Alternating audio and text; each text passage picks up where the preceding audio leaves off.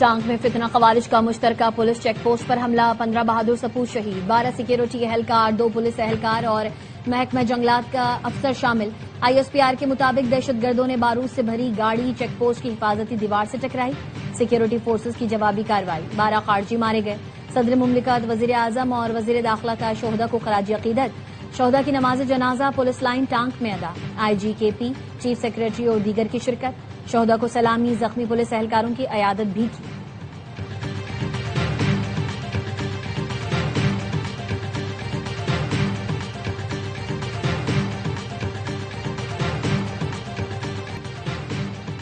پاکستان میں دہشت گردی کے پیچھے بھارت کا ہاتھ ہے۔ 2018 میں دہشت گردی مکمل ختم ہو چکی تھی، منظم سازش کے ذریعے دہشت گردی دوبارہ لوٹ آئی۔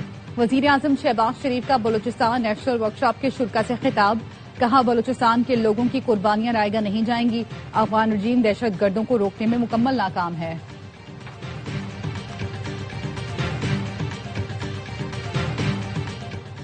اور کشمیر میرا دوسرا نہیں بلکہ میرا پہلا گھر ہے، ہم یہ عہد لے کر آئے ہیں آزاد کشمیر کی تقدیر بدلیں گے۔ نواز شریف کا امیر پور میں انتخابی جلسے سے خطاب، کہا یہ کشمور نہیں کشمیر ہے، یہ میر پور ہے، میر پور خاص نہیں۔ میرے وزارت عظمیٰ سے ہٹنے کے بعد کشمیر میں کوئی ترقی نہیں آئی، سیاسی جماعتوں میں نوک جھوک ہونی چاہیے، یہ اچھی بات ہے، بلاول میری بات کا برا نہیں ماننا۔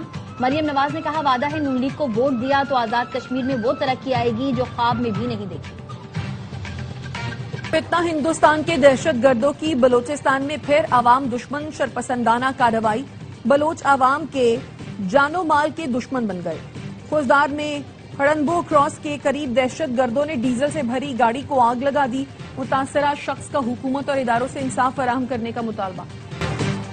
افغان طالبان رجیم کے خلاف مزاحمت مزید زور پکڑ گئی، یفتل کے بعد زیبک اور بدخشاں میں بھی طالبان مخالف گروپ کا مربوط حملہ۔ مقامی ذرائع کے مطابق توپ خانہ کے علاقے میں طالبان کی چوکیوں پر شدید جھڑپیں جاری، 15 طالبان فوجی ہلاک ہو گئے، لڑائی مزید علاقوں تک پھیلنے کا خدشہ۔ بدخشاں میں طالبان رجیم کی گرفت کمزور اور دراڑیں بڑھتی جا رہی ہیں۔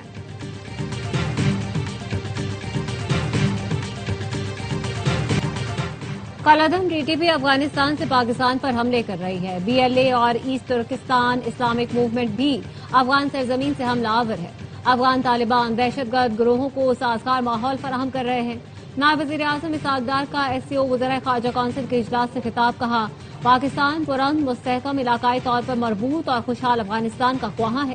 امریکہ اور ایران کے درمیان دوبارہ مذاکرات پر بھی زور، کہا تنازعات کا حل سفارتکاری اور مذاکرات سے ہی ممکن ہے، امن عمل کو سبوتاژ کرنے والے عناصر سے ہوشیار رہنا ہوگا۔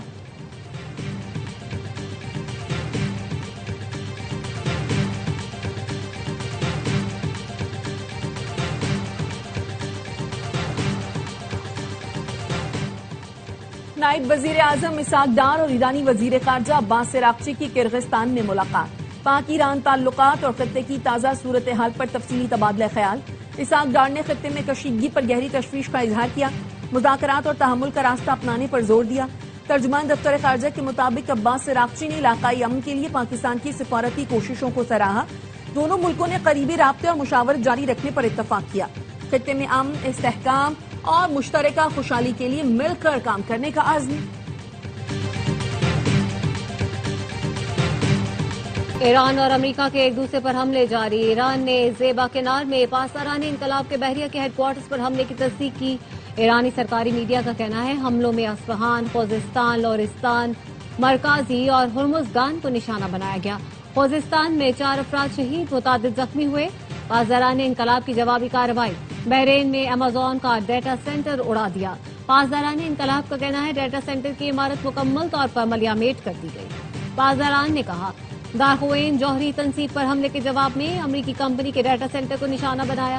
ایران نے آواز پہ کیے گئے حملوں کے رد عمل میں عراق کے اربیل ایئرپورٹ کو ڈرون سے نشانہ بنایا۔ بحرین کے شیخ عیسیٰ ایئر بیس پر ایندھن کے ذخائر، گودام اور فوجی رہائش گاہوں پر حملے کیے۔ اردن کے الازرق ایئر بیس پر طیاروں کے ہینگر اور امریکی فوجیوں کی رہائش گاہوں کو نشانہ بنایا گیا۔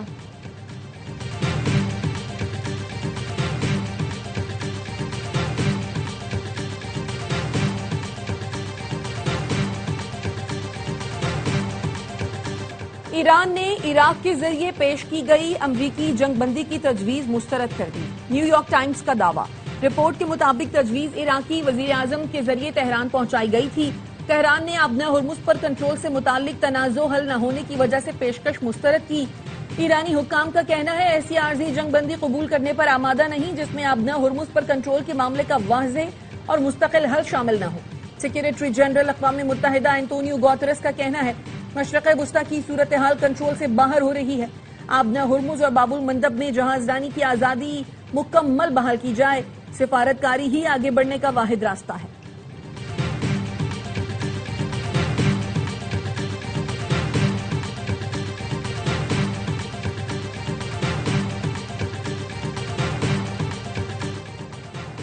وزیر اعظم شہباز شریف نے لیفٹیننٹ جنرل عامر رضا کو 4 اسٹار جنرل کے عہدے پر ترقی دے دی. جنرل عامر رضا کمانڈر نیشنل اسٹریٹجک کمانڈ مقرر. وزیر اعظم نے ترقی اور نئی ذمہ داری سنبھالنے پر مبارکباد دی. نئے خواہشات کا اظہار کیا. جنرل عامر رضا اس وقت پاک فوج میں چیف آف جنرل اسٹاف کے فرائض انجام دے رہے ہیں.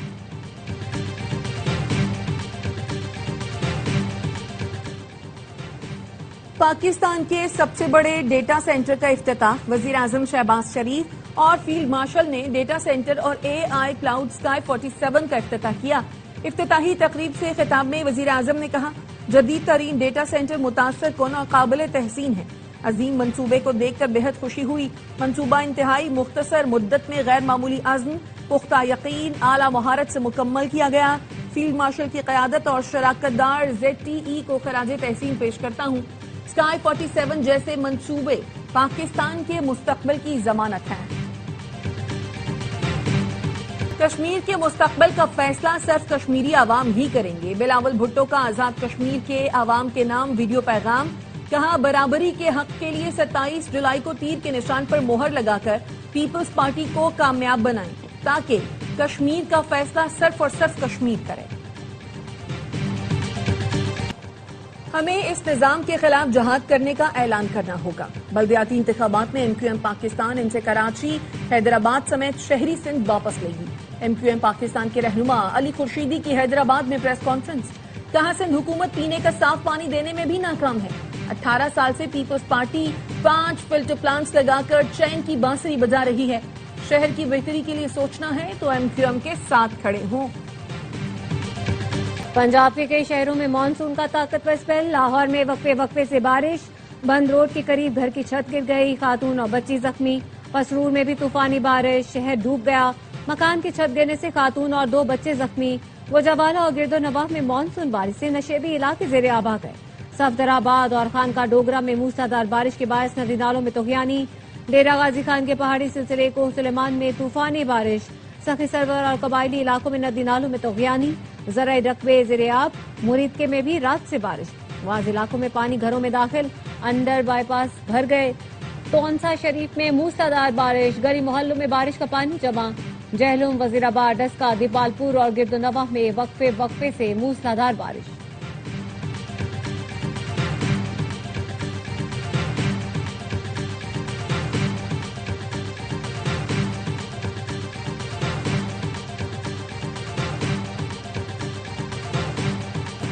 حکومت نے پیٹرول 3 روز میں 15 روپے 72 پیسے مہنگا کر دیا.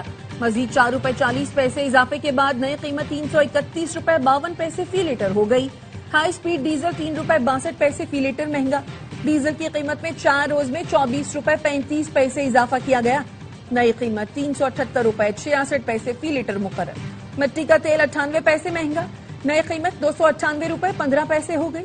آل پاکستان پیٹرول پمپ اونرز ایسوسی ایشن کی حکومت سے مذاکرات کامیاب. ہڑتال کی کال واپس لے لی. پیٹرول پمپ مالکان کا کہنا ہے ڈیلرز مارجن اور یومیہ قیمتوں کے تعین پر اعتراض دور کر دیا گیا. حکومت نے دونوں معاملات پر 15 دن کا وقت دیا ہے.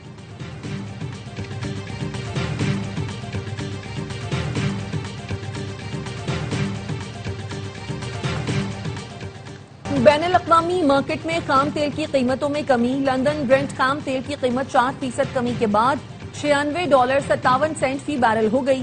امریکی ویسٹ ٹیکسس خام تیل 3.59% کمی سے $88.87 فی بیرل پر ٹریڈ کر رہا ہے.